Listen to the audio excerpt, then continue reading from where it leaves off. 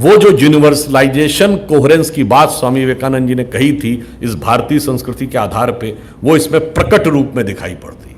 और इसमें मैं एक कोट भी बताना चाहता हूं। मार्क टेली हुए, बहुत बड़े बीबीसी के पत्रकार, आप सबने नाम सुना होगा, बीबीसी पे आते थे मार्क टेली पहले। 26 साल भारत में रहे।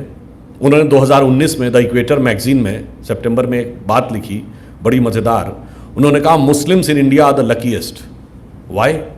उसने कहा मैं 26 साल दिल्ली के निज़ामुद्दीन इलाके में रहा, और निज़ामुद्दीन में एक तरफ हज़रत निज़ामुद्दीन औलिया की दरगाह थी और दूसरी तरफ तबलीगी जमात का ऑफिस, आमने सामने। उन्होंने कहा दुनिया में कोई दूसरा मुस्लिम देश होता तो ये 26 साल एक साथ रह ही नहीं सकते थे, इतने डाइवर्जेंट फिरके, कोई ना कोई एक दूसरे को ख़त्म जरूर कर देता। पर भारत के मुस्लिम इसलिए भाग्यशाली हैं कि वो अपने मजहब में जैसे चाहें वैसे अकीदत और इबादत कर सकते हैं। ये खूबसूरती है उस कोहेरेंस की। इसलिए मैं आपसे कहना चाहता हूं कि जिस यूनिवर्सलाइजेशन और कोहेरेंस की बात स्वामी जी ने की, वो हमारी परंपरा में कैसे बना हुआ था। एक शायद आप लोगों, बहुत से लोगों को ये वाकया ना ध्यान हो, जब स्वामी जी वहां गए तो लोग उनसे इतने प्रभावित हो गए कि लोगों ने कहा साहब हम आपके धर्म में दीक्षा लेना चाहते हैं। इसको मैं कोई पॉलिटिकल स्टेटमेंट नहीं कहना चाहता। यहां तो लोग बाकायदा एक अभियान चलाते हैं कि कैसे हम दीक्षा लेके कन्वर्ट कर लें। स्वामी जी ने क्या कहा? स्वामी जी ने कहा कि भाई मैंने तो आपको यूनिवर्सल लॉ ऑफ नेचर बताएं, you follow it. There is no need of changing your way of worship, changing your belief, you just follow the rule. जैसे अगर आप एक्सरसाइज करते हैं तो आपका शरीर मजबूत होगा, ये नेचर्स लॉ है। Like law of gravity, law of relativity, ये हमेशा से है। तो उन्होंने ये कहा कि आप अपने अपने नियम से बस इन नियमों का पालन करिए, कोई जरूरत नहीं है परिवर्तन होने की। इसीलिए भारतीय संस्कृति में कन्वर्जन का कोई कॉन्सेप्ट ही नहीं था।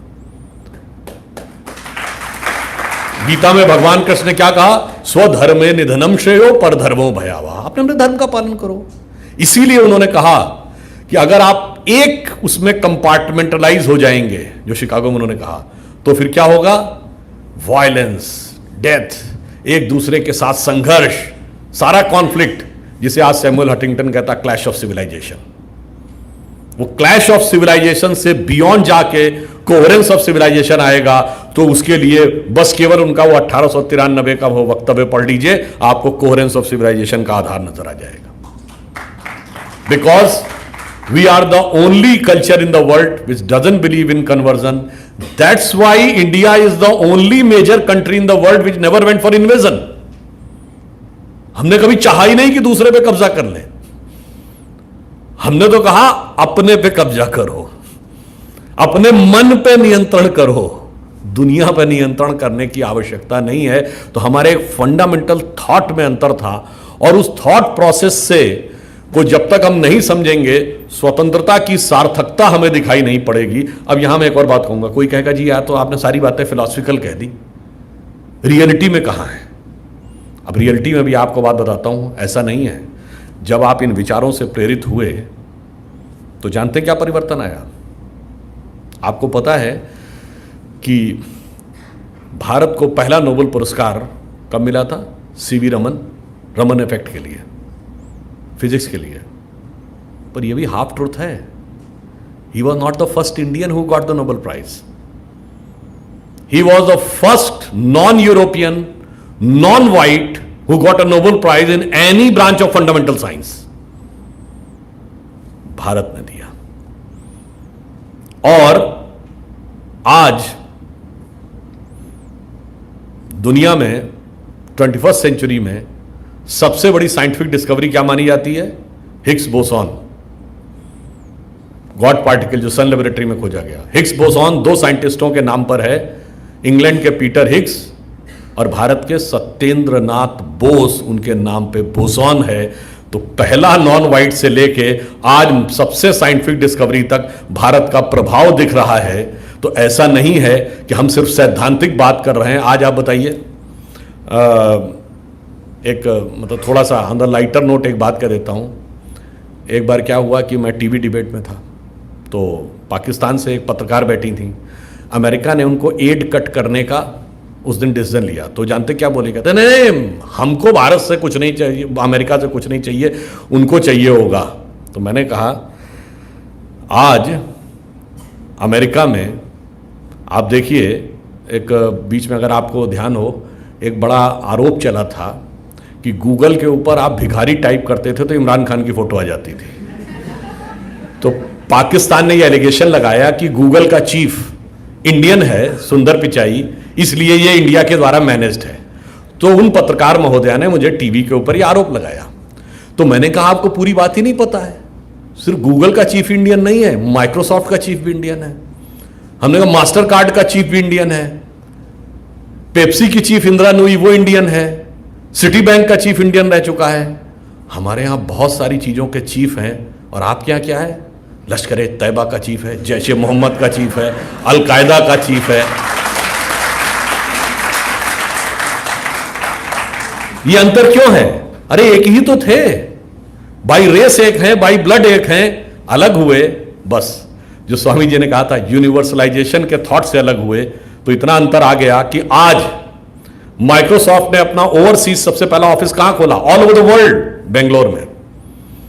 आज अमेरिकन मल्टीनेशनल्स आती हैं भारत में टैलेंट हंट के लिए, और अमेरिकन फौजें जाती हैं पाकिस्तान में टेररिस्ट हंट के लिए।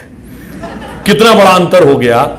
इसलिए हम कहते हैं कि जब आप इस थॉट प्रोसेस को समझते हैं, तो मैं अंत में यह कहना चाहूंगा कि मैंने एक पुस्तक में पढ़ा था कि अपने जीवन में जब उनका 1 वर्ष शेष रह गया था, तो स्वामी जी ने यह कहा था 1901 में, शायद वो अमरनाथ की यात्रा पे गए थे और गुफा में ध्यान लगाने के बाद वो बाहर निकले। मैंने एक पुस्तक में पढ़ा था, उन्होंने कहा मैंने देखा है कि भारत माता प्राचीन शक्ति से युक्त होकर दिव्य आभा के साथ संपूर्ण विश्व का मार्गदर्शन करने के लिए पुनः सिंहासनारूढ़ होने जा रही है, और वह समय 1 शताब्दी दूर। तो 1 शताब्दी कब पूरी होती है? 2001 में। अब जब 1901 में स्वामी विवेकानंद जी ने बोला था, तो उनके जैसे सिद्ध महापुरुष के वाक्य निरर्थक नहीं हो सकते। 1901 में इस देश में किसका वर्चस्व था? अंग्रेज की सरकार थी। हम सबसे न्यूनतम बिंदु पे थे। और मैं वैसे पॉलिटिकली नहीं कहना चाहता, पर फिर भी ये पॉलिटिकल प्लेटफॉर्म में एक बात बोल दूं, 2001 में किसकी सरकार थी और अगले दशक में किसकी? तो मैं सिर्फ ये कहना चाहता हूं कि वह परिवर्तन जिसका उन्होंने संकेत किया। और एक और बात कहूं, the rise of India, economic might of India, जिसको economic India as a super power, इसकी इमरजेंसी की बात कब से शुरू हुई? पोस्ट 2001। उससे पहले हमारी कोई हैसियत नहीं थी। आई रिमेंबर अगस्त 2000 में मैं अमेरिका गया था, तो लोग बताते थे कि 1993 में जब स्वामी विवेकानंद जी की शिकागो वक्तृता की हमने शताब्दी मनाई थी, एक भी कांग्रेसमैन आने को तैयार नहीं था। Not even a single congressman came in that programme. India की कोई हैसियत ही नहीं थी। और 2002 मैं कैपिटल हिल में गया, 120 congressman were there in the programme of India. और उस समय उसके chief guest PV Narasimha Rao थे एज एक्स प्राइम मिनिस्टर। इतना परिवर्तन आया। और जब 2011-12 आया, तो भारत का प्रभाव कैसे बढ़ना शुरू हुआ? वही जहां से मैंने शुरू किया था, श्री अरविंदो ने जो संकेत दिया था कि स्वामी रामकृष्ण परमहंस के जन्म से चीज शुरू होगी, वो वहां पे जाके दिखने लगी। और 2022 आते आते आज स्थिति क्या है? रशिया और यूक्रेन में लड़ाई हो रही है। दुनिया में किसी बड़े से बड़े देश की हैसियत नहीं कि दोनों से बात कर सके। अमेरिका बात करेगा तो जेलेंस्की बात करेंगे, पुतिन नहीं उसकी बात पे ध्यान देंगे। चाइना बात करेगा तो पुतिन ध्यान देंगे, जेलेंस्की नहीं बात पे ध्यान देंगे। पर अगर हमारे प्रधानमंत्री श्री नरेंद्र मोदी बात करते हैं तो दोनों ध्यान देते हैं। भारत उस अवस्था में जाके पहुंचा। और अब यह स्वतंत्रता का अमृत महोत्सव और आगे 25 वर्ष अमृत काल, तो जब हम 1947 से 100 साल पूरा करके 2047 से पहुंचेंगे, तो हमें पहुंचना कहां है? इसमें मैं 2 पॉइंट बता के बात समाप्त करता हूं। मैं 2008 या 9 की बात है, डिस्कवरी चैनल पे एक प्रोग्राम आता था, Michael Wood's story of India.